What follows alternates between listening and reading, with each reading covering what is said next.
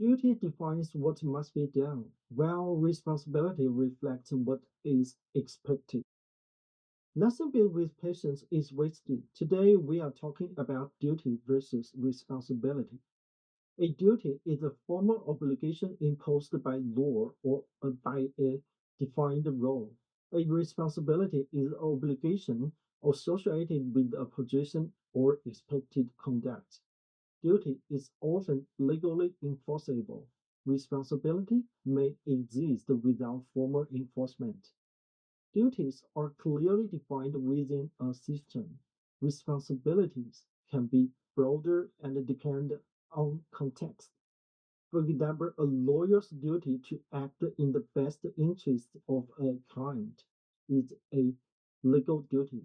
Managing time and completing tasks effectively is a professional responsibility. That is the distinction.